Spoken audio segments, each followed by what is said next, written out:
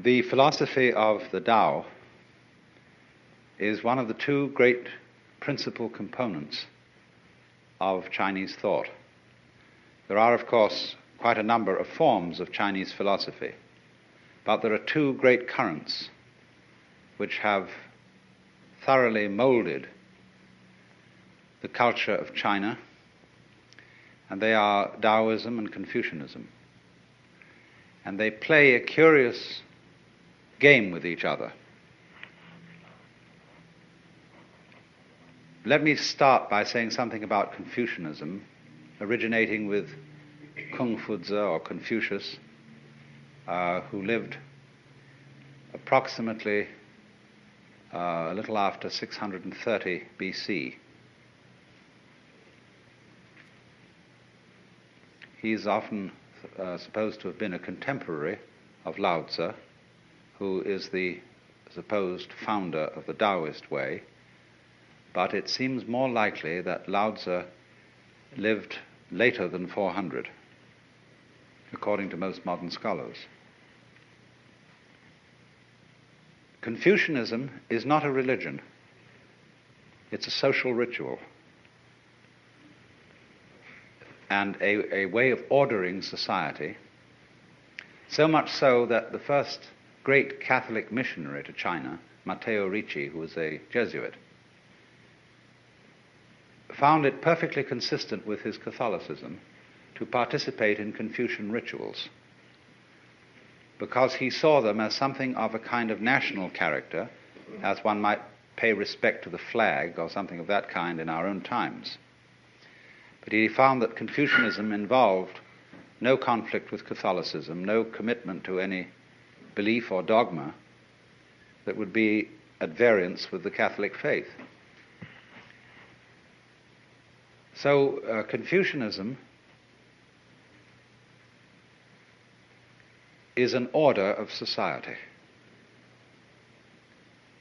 and involves ideas of human relations, including the government and the family, based on the principle of what is called in Chinese ren, although Jiafu will notice that I never get my tones right, which is an extraordinarily interesting word. I'm going to put some of these things on the whiteboard. This is the word ren in Chinese.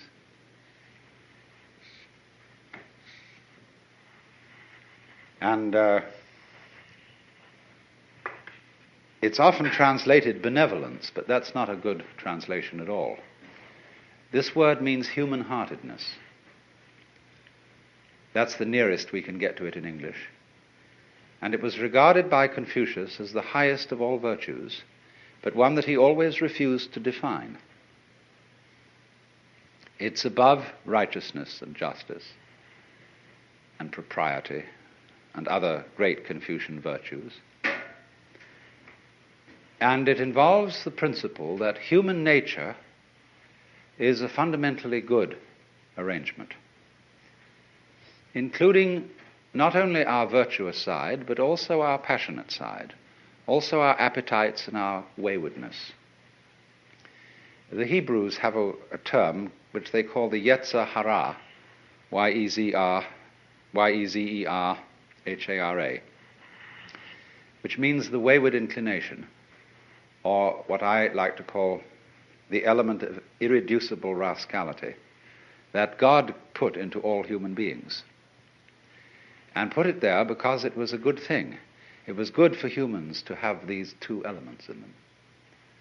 And so a truly human-hearted person is a gentleman with a slight touch of rascality, just as one has to have salt in a stew.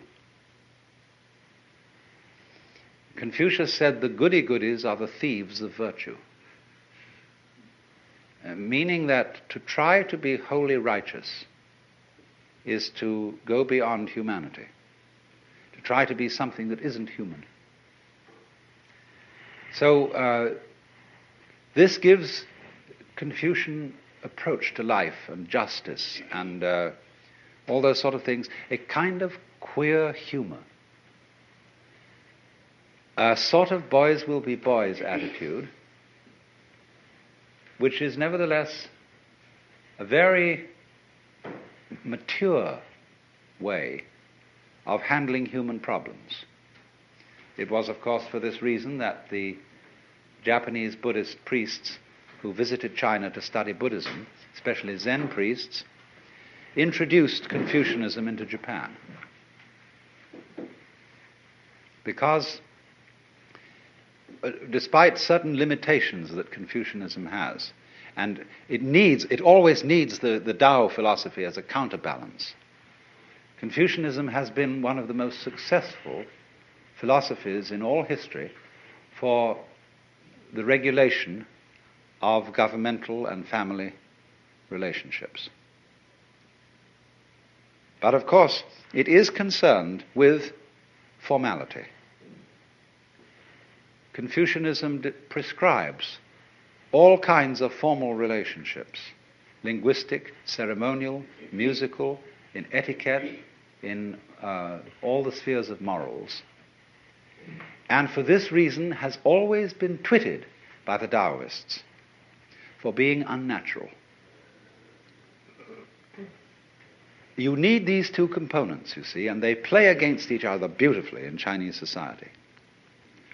Roughly speaking, you see, the Confucian way of life is for people involved in the world. The Taoist way of life is for people who get disentangled.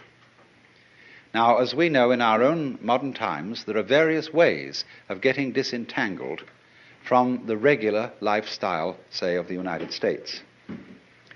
If you want to go through the regular lifestyle of the United States, you go to high school and college, and then you go into a profession or a business. And you own a standard house, and you raise a family, and you have a car or two cars, and do all that jazz. But a lot of people don't want to live that way. And there are lots of other ways of living besides that. So you could say that those of us who go along with the pattern correspond to the Confucians, and those who are bohemians or bums or beatniks or whatever, and don't correspond with the pattern, they are more like the Taoists. Because the Taoist is really, actually in Chinese history, Taoism is a way of life for older people. Lao Tzu, the name given to the founder of Taoism, means the old boy. And the legend is that when he was born, he was already had a white beard.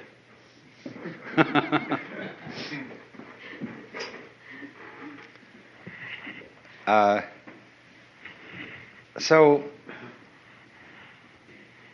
it's sort of like this, that when you have contributed to society, when you've contributed children and brought them up, and you have assumed a certain role in social life, you then say, now it's time for me to find out what it's all about. Who am I ultimately behind my outward personality? What is the secret source of things? And the latter half of life is the preeminently excellent time to find this out. It's something to do when you have finished with the family business. I'm not saying that that is a sort of unavoidable strict rule. Of course, one can study the Tao when very young, because it contains all kinds of secrets in it as to the performance of every kind of art or craft or business or any occupation whatsoever. But it does, in China, in a way, it plays that role of a kind of safety valve for the more restricted way of life that Confucianism prescribes. And there is a sort of type in China who's known as the old rogue.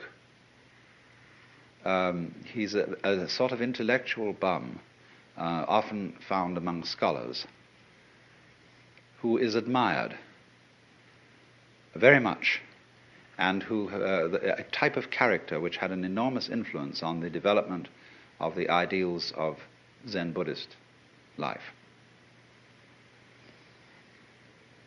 He is one, you see, who goes with nature rather than against nature. Well, now, first of all, I'm going to talk about ideas which come strictly out of Lao Tzu's book, the Tao Te Ching. And, of course, the basic thing in the whole philosophy is the conception of Tao. This word has many meanings. And the book of Lao Tzu starts out by saying that the Tao which can be spoken is not the eternal Tao. Or there's a pun in there which you can't quite put into English.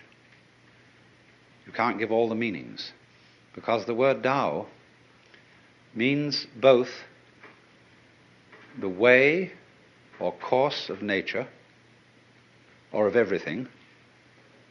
It also means to speak. So the actual opening phrase of the book, following this word Tao, is this, and the character is repeated again. You see? And this character means can be, or can, able, something like that. So the way which can be, then give it its second meaning, spoken,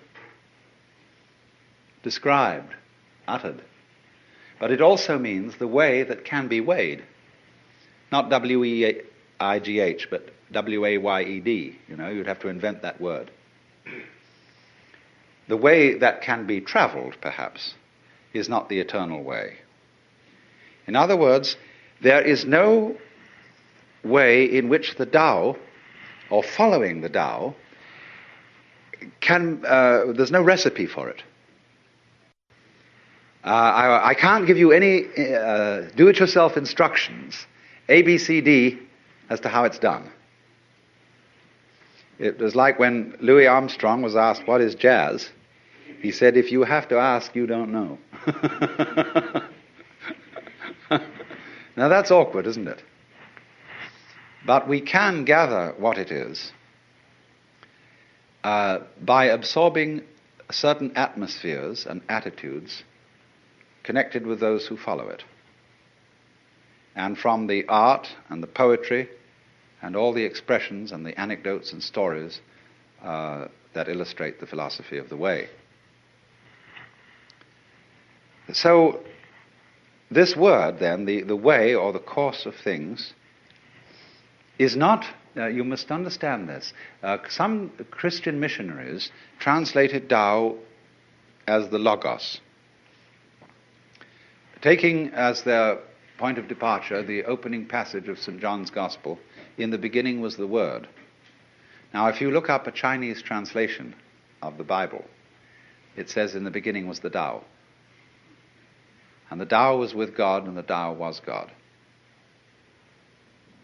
The same was in the beginning with God. All things were made by it, and without it was not anything made that was made.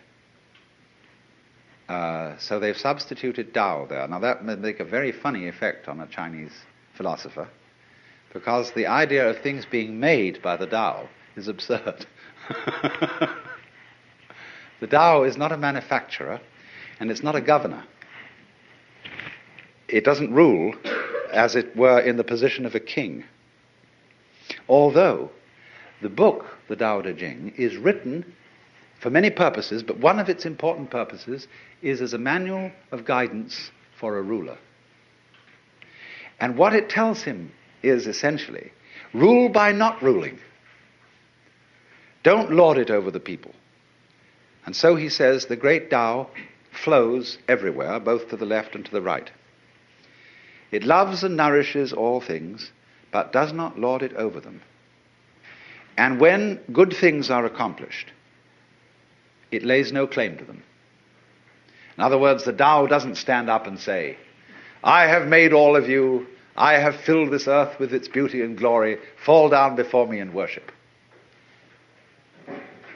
The Tao, having done anything, always escapes and is not around to receive any thanks or acknowledgement, because it loves obscurity. And Lao Tzu said the Tao is like water. It always seeks the low level which human beings abhor. So it's a very mysterious idea. Tao, then, is not really equivalent with any Western or Hindu idea of God, because God is always associated with being the Lord. Even in India, the Brahman is often called the Supreme Lord, although that would the term more strictly applicable to Ishvara, the manifestation of Brahman in the form of a personal God. But Bhagavan, the Lord, Krishna, his song is the Bhagavad Gita, the song of the Lord. There's always the idea of the king and the ruler attached, but not in the Chinese Tao philosophy. The Tao is not something different from nature, from ourselves, from our surrounding trees and waters and air. The Tao is the way all that behaves. And so the basic Chinese idea of the universe is really that it's an organism. And as we shall see when we get on to Zhuangzi, who is the sort of elaborator of Lao Tzu, he sees everything operating together so that nowhere can you find the controlling center. There isn't any. The world is a system of interrelated components, none of which can survive without each other. Just as in the case of bees and flowers, you will never find bees around in a place where there aren't flowers, and you will never find flowers around in a place where there aren't bees or insects that do the equivalent job. And what that tells us secretly is that although bees and flowers look different from each other, they're inseparable. They, to use a very important Taoist expression, they arise mutually. This is one of the great phrases from the second chapter of Lao Tzu's book, where he says, this character means to have or to be, and this next one is a very important character in Taoist philosophy. It means know, negative, wu in Chinese, not to be. And then this curious expression, for which we don't have a really good corresponding idea in traditional Western thought. So, to be and not to be mutually arise. This character is based on the picture of a plant, something that grows out of the ground. So, you could say positive and negative, to be and not to be, yes and no. Light and dark arise mutually, come into being. There's none is cause and effect. It's not that relationship at all. It's like the egg and the hen. So as the bees and the flowers coexist in the same way as high and low, back and front, long and short, loud and soft. All those experiences are experienceable only in terms of their polar experience. So the Chinese idea of nature is that all the various species arise mutually because they interdepend. And this total system of interdependence is the Tao. It involves certain other things that go along with Tao, but this mutual arising is the key idea to the whole thing. And it is, if you want to understand Chinese and Oriental thought in general, it is the most important thing to grasp.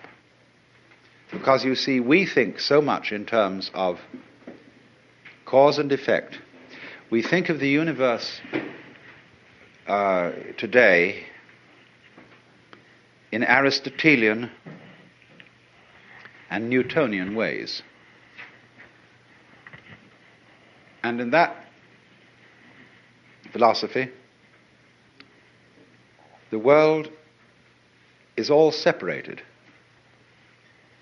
It's like a huge amalgamation of billiard balls. And they don't move until struck by another or by a cue. And so everything is going tock, tock, tock, tock, tock, tock, tock, tock, tock, tock, tock, tock, all over the place. One thing starting off another in a mechanical way.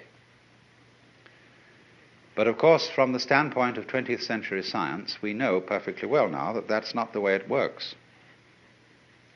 We know enough about relationships to see that that mechanical model which Newton devised was all right for certain purposes. But it breaks down now because we understand relativity. And we see how things go together in a kind of connected net rather than in a chain of billiard balls banging each other around. So, in the philosophy of the Tao, it is said, it's always being said, this is, you read this in every art book about Chinese art, that in Chinese painting, man is always seen as in nature rather than dominating it. You get a painting entitled Poet Drinking by Moonlight, and you see a great landscape, and after some search with a magnifying glass, at last you see the poet stuck away in a corner somewhere drinking wine. Whereas if we painted the subject poet drinking by moonlight, the poet would be the most obvious thing in a picture. There he would be, dominating the whole thing, and the landscape off somewhere behind him. But all the Chinese painters put man, I mean, the painters of the great classical tradition, there are Chinese painters who specialize in family portraits and do these very formal paintings of someone's ancestor sitting on a throne. It's quite a different category. But the Taoist-inspired painters, Zen-inspired painters, have this view of man as an integral part of nature, something in it, just as everything else is in it, flowers and birds, and not there sent into this world, commissioned by some sort of supernatural being to come into this world and farm it and dominate it. So then, the whole conception of nature is as a self-regulating, self-governing, indeed democratic organism. But it has a totality. It all goes together, and this totality is the Tao. So then we move to a second term that is extremely important. The expression zhiran is the term that we translate nature when we translate Chinese. But this term expresses this whole point of view. It doesn't say nature, natura, which means, in a way, class of things. It means, literally, self-so. What is so of itself? What happens of itself? And thus spontaneity. And in the Tao Te Ching early on, Lao Tzu says, The Tao's method is to be so of itself. Now, we might translate that automatic, were it not that the word automatic has a mechanical flavor.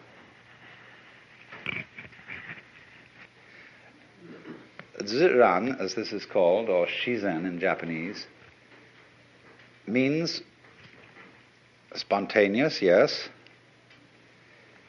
It happens as your heart beats. You don't do anything about it. You don't force your heart to beat. You don't make it beat. It does it by itself. Now figure a world in which everything happens by itself. It doesn't have to be controlled. It's allowed.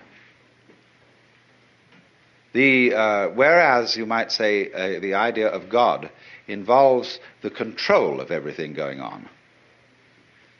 The idea of the Tao is the ruler who abdicates and lets all the people, trusts all the people to conduct their own affairs. To let it all happen. So, this doesn't mean, you see, that there isn't a unified organism. Everything is in chaos. It means that the more liberty you give, the more love you give, the more you allow things in yourself and in your surroundings to take place, the more order you will have.